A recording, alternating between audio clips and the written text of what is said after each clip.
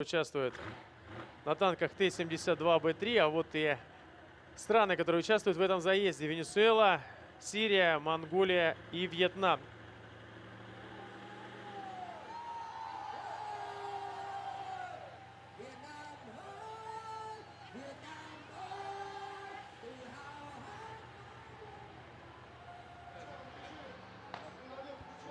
Итак, друзья, первыми будут стартовать танкисты Монголии.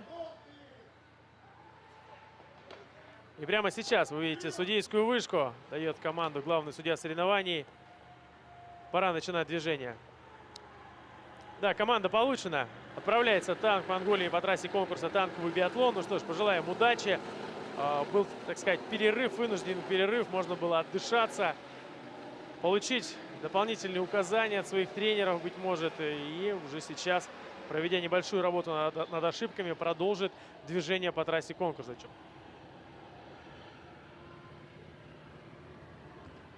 А также сейчас продолжит движение Сирийская Арабская Республика. Экипаж танка синего цвета. Получена команда. Синий начинает движение. Сирия на трассе конкурса. Отсчет времени продолжается. Препятствие, на котором остановилась Сирия, это было препятствие колейный мост. Засчитано. Белый флаг поднял арбитр сразу же при заходе на данное препятствие. Экипаж не сошел с колеи и продолжит движение по трассе конкурса.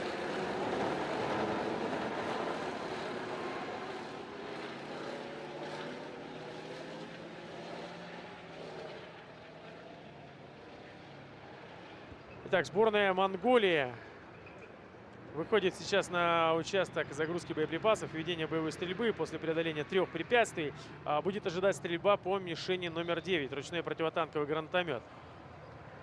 Сборной Вьетнама предстоит вести боевую стрельбу зенитного пулемета по мишени номер 25, вертолет. Сейчас, благодаря инфографике, мы можем наблюдать сборная Вьетнама прямо-таки перед курганом славы. Получена команда на начало движения. И вот танк начинает, точнее сказать, продолжает движение по трассе конкурса. Болельщики здесь на месте, в национальных костюмах, в майках, украшенными в цветах государственного флага. Да и, собственно, государственных флагов Вьетнама сегодня больше всех на полигоне Алаб.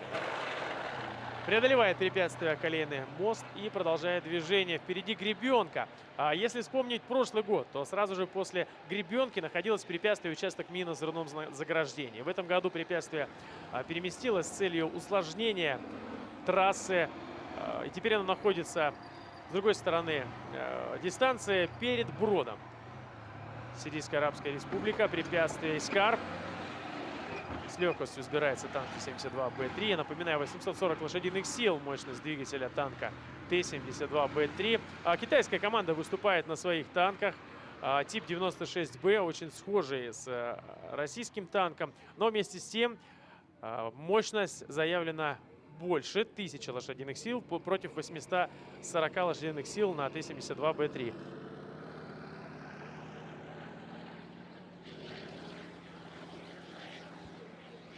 Закрыть люки обязательно нужно.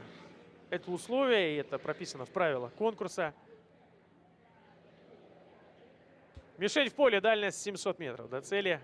Ну что ж, будет ли мишень поражена? Напоминаю, мишени все стеклянные. Это касается девятых мишеней, которые имитируют ручной противотанковый гранатомет. Сейчас она видна на экране. Стрельба ведется из спаренного с пушкой пулемета ПКТ, пулемет Калашникова, танковый. 15 боеприпасов выделяется для того, чтобы экипаж смог поразить данную цель. Но немного недолет. Вот она цель! Хорошо! Ну что ж, можно продолжать движение по трассе. Итак, 4 из 5 мишеней поразили танкисты из Монголии.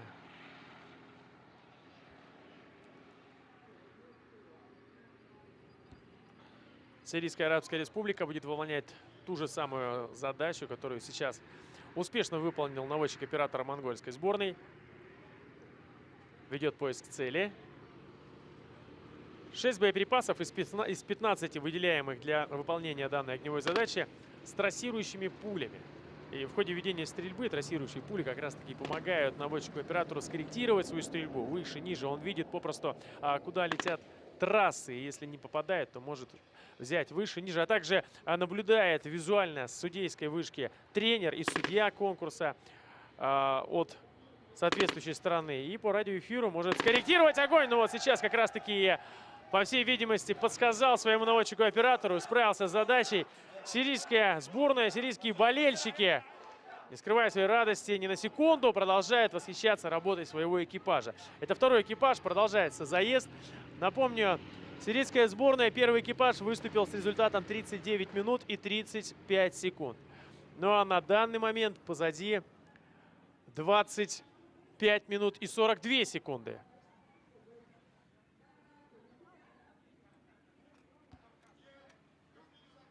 Закрыть люк, обязательно закрыть люк. Нельзя вести боевую стрельбу без, вернее, с открытым люком. И вот сейчас командир, да, командир показывает, стучит по люку своему наводчику, говорит о том, что закрой люк, будут штрафные санкции на нас наложены. Но все, услышал, наводчик-оператор закрывает люк, и мишень уже в поле. 900 метров дальность до цели. Это мишень номер 25. Имитирует вертолет противника. 15 боеприпасов. Калибр пулемета 12,7 миллиметров.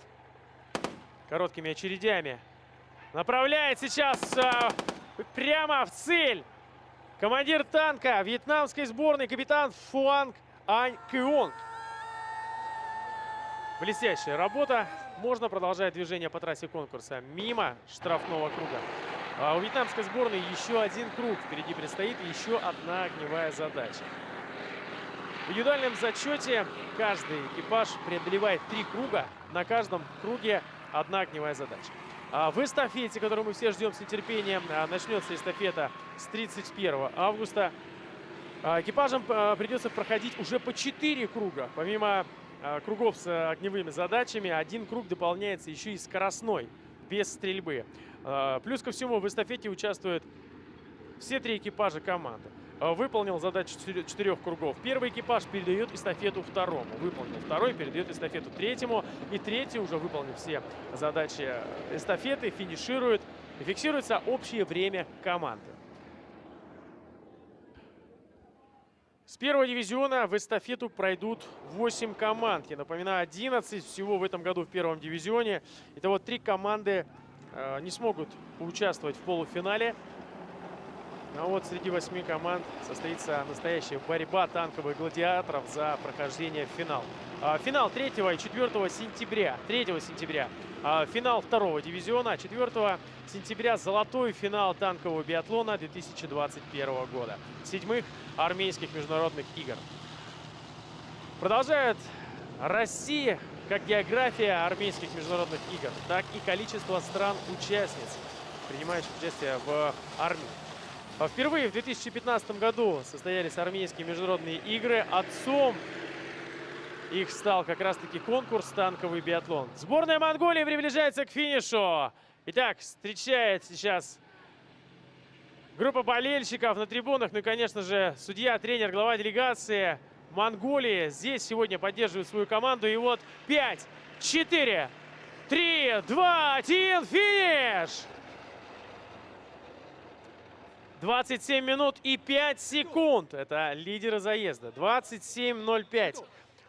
Первый экипаж у Монголии выступил с результатом 23 минуты 57 секунд. Ну что ж, немного хуже показал время второй экипаж. Но тем не менее, результат, я уверен, достоин полуфинала. Еще раз помним экипаж. Монголия, лейтенант Эгинбаатар Ням Ачир, старший лейтенант Энгбаар Тур Амгалан. И на финише сирийская сборная. Второй экипаж завершает выступление в индивидуальной гонке. Финиш. 31 минута 54 секунды. Отставание от лидера 4 минуты 49 секунд. Монголия, первый экипаж, как я сказал, 23 минуты 57 секунд. А вот у Сирии первый экипаж показал время 39:35. Ну, в отличие от монгольской сборной, второй экипаж улучшил результат первого. Ну, молодцы, браво, очень хорошее, достойное выступление. Сильные танкисты, очень хорошо подготовленные, выполняют воинское приветствие, приветствуют болельщиков, своих руководителей. И, конечно же, всех, кто смотрит танковый биатлон, нас в эфире телеканала «Звезда». Браво, танкисты, вы большие молодцы. Мы ждем выступления третьих экипажей этих команд. Посмотрим, что заготовили для нас руководители команд. Ведь на самом деле тактика у каждой команды индивидуальна и очень разнится. Кто-то выставляет первыми самый сильный экипаж, кто-то, наоборот, под занавес, так сказать, выступления в индивидуальной гонке оставляют сильнейших танкистов команды. Итак, на трассе осталась лишь только сборная Социалистической Республики Вьетнам. Впереди еще третий круг, впереди еще огневая задача. Ну, около 10 минут, я думаю, потребуется потратить на выполнение всех задач третьего круга. А пока преодолевает препятствие противотанковый ров, поднимает белый флаг, полевой арбитр. Хорошо.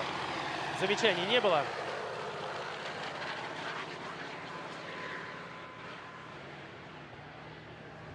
Итак, прямо перед курганом славы вьетнамская сборная. Посмотрим на отсечку по времени. Ну, явно лидер в этом заезде Монголия. Что покажет нам Вьетнам? Очень сильная команда. Но, тем не менее, пока на 4-й строчке держится в этом заезде. Отстают после финиширования второго круга на 3 минуты 43 секунды от Монголии. На протяжении всей истории Вьетнамская народная армия поддерживала тесные связи, как я говорил, с Советским Союзом. На вооружении находилась советская военная техника. Во Вьетнаме присутствовали советские военные специалисты. А многие вьетнамские военнослужащие проходили подготовку в советских военных учебных заведениях. В настоящее же время Вьетнамская народная армия представляет собой один из самых мощных организаций вооруженных сил в Юго-Восточной Азии. Итак, красный флаг поднимает полевой арбитр. На гребенке был сбит столб. Это нарушение порядка определения препятствий, и это пит-стоп.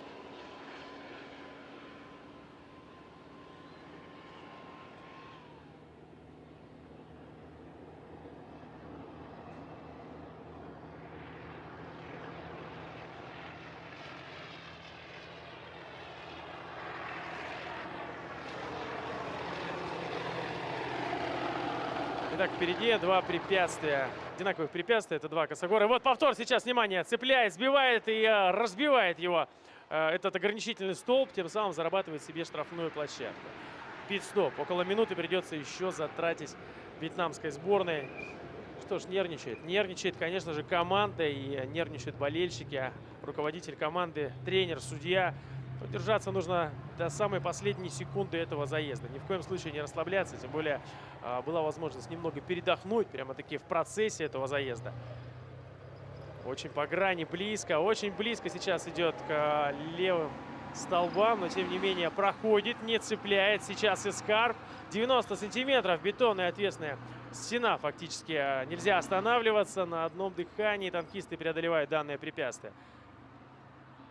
Минимальная скорость, и сейчас газу. Газу нужно дать, как говорят танкисты, и выйти из препятствия, что и продемонстрировал нам сейчас механик-водитель вьетнамской сборной. Великолепно. Ну что ж, здесь и песни, здесь и речевки на полигоне Алабина в исполнении болельщиков вьетнамской сборной. Одна из самых мощных делегаций в плане поддержки своей команды, как раз-таки болельщиков Социалистической Республики Вьетнам. Второй косогор.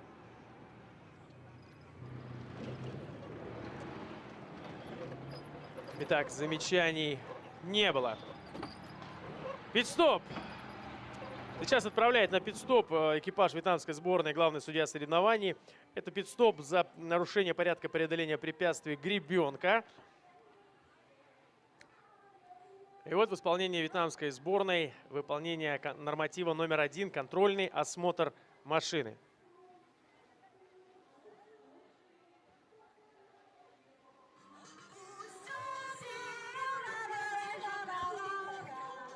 В ходе выполнения контрольного осмотра машины экипажу необходимо заглушить двигатель, выйти из боевой машины, осмотреть ее на предмет повреждений и в дальнейшем уже продолжить движение с разрешения, опять-таки, главного судьи соревнований. Закрывают люки члены экипажа, заводят двигатель. Получена команда на дальнейшее движение. Можно начинать Движение по трассе конкурса.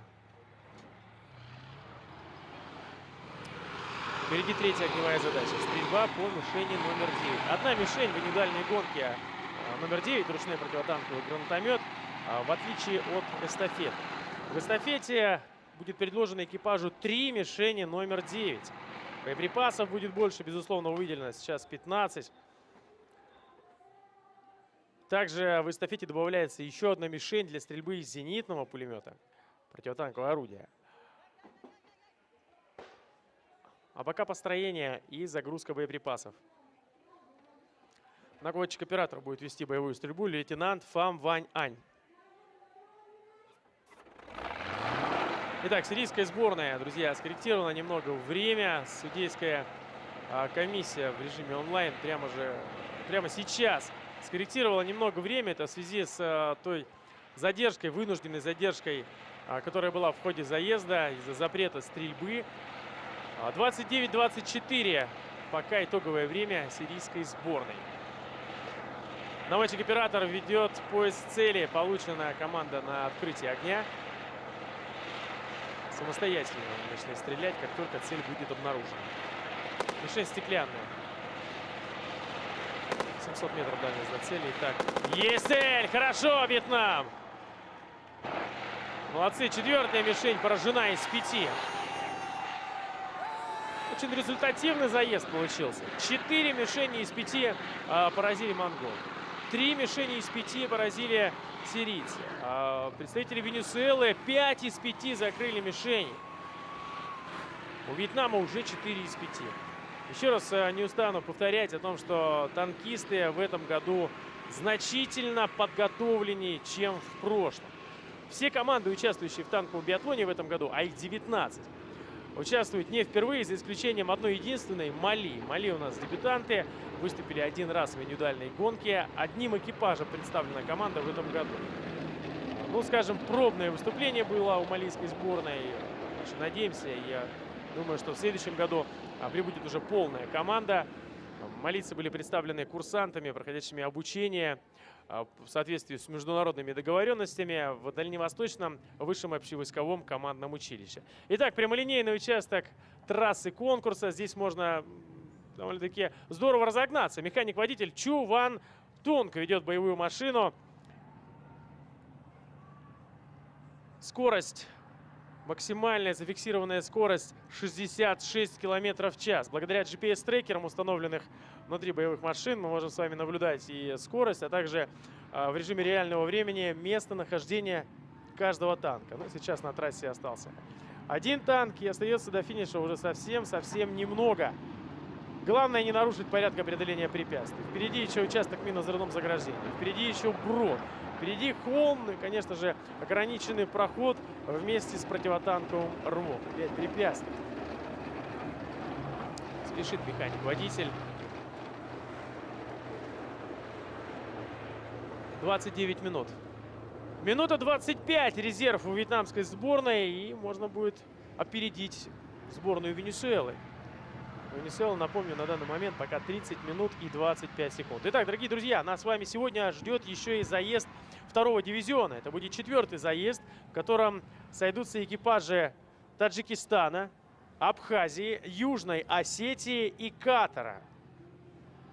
А заезд состоится ориентировочно через час по завершению заезда первого дивизиона. Сразу же после финиша вьетнамской сборной отправится на осмотр мишеней. Все судьи этого заезда обязательно. Это обязательный процесс. Самое главное, конечно же, беспринципное, четкое судейство. Все члены судейской бригады выдвигаются, осматривают мишени, фотографируют. В 16 часов ежедневно проводится заседание судейской комиссии, где рассматриваются все вопросы. Если вдруг были какие-то спорные вопросы, то с решением судейской коллегии они решаются без каких-либо претензий и проблем. На протяжении проведения конкурса претензий к судейству не было, и очень надеемся, что в этом году тоже не будет никаких претензий. Немного остается глубокий поворот. Впереди у вьетнамской сборной ограниченный проход и противотанковый ров. Ну что ж, еще раз напомню, командир танка вьетнамской сборной, второй экипаж, это капитан Фунг Ань Кеонг, наводчик-оператор лейтенант Фам Ван Ань и механик-водитель, младший лейтенант Чу Ван Тунг. Приближается к финишу. Команда Вьетнама продолжает выступление. Первый экипаж показал 24 минуты 58 секунд. При этом поразив в первом заезде все мишени, друзья.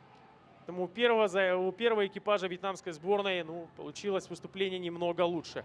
Узнаем, что нам покажет третий экипаж вьетнамской сборной уже совсем скоро. Вьетнам выступает 29 августа. А вот 28-го мы с вами вновь будем наблюдать за выступлением российской команды. Третий экипаж. Белый флаг поднимает полевой арбитр. Ну что ж, считанные метры до финиша для второго экипажа вьетнамской сборной. 31 минута, уже 29-30 секунд. Ну что ж, пока можно отметить, что не удалось опередить Венесуэлу. Не удалось опередить Венесуэлу, но тем не менее хороший танковый биатлон продемонстрировали нам все экипажи, участвующие в этом заезде. Браво, танкисты! Спасибо огромное за тот профессионализм, который был продемонстрирован. Спасибо огромное всем болельщикам, всем тем, кто смотрит нас в эфире телеканала «Звезда». С вами комментатор танкового биатлона Николай Федоров. Сейчас мы доведем предварительные результаты этого заезда. Итак, пока экипаж вьетнамской сборной Фун Ань Кеонг, Фам Ван Ань и Чу Ван Тунг. Вьетнам в 2020 году занял первое место во втором дивизионе и вот успешно участвует в первом дивизионе, показывая высокий профессионализм.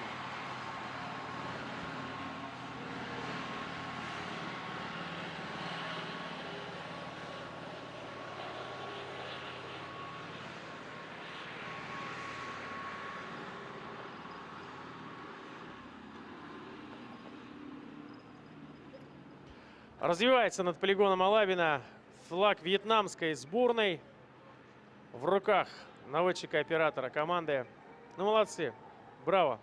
Браво. Выполняет воинское приветствие. Сейчас вся судейская вышка приложила руку к головному убору и приветствует вьетнамских танкистов. Здесь и главный судья соревнований генерал-майор Александр Глазков. С огромным уважением относится российская сторона ко всем командам, участвующим в танковом биатлоне, да и в армейских играх в целом. Итак, Монголия 27 минут 5 секунд. Сирия 29 минут 24 секунды. Венесуэла 30 минут 25 секунд. И Вьетнам 31 минута 42 секунды. При этом, при всем, Вьетнам сумел развить максимальную скорость 66 км в час. Но в неофициальном рейтинге этого заезда Вьетнам лидеры по максимальной скорости танка Т-72Б3. Еще раз огромное всем спасибо. Берегите друг друга, любите друг друга и будьте счастливы. До новых встреч!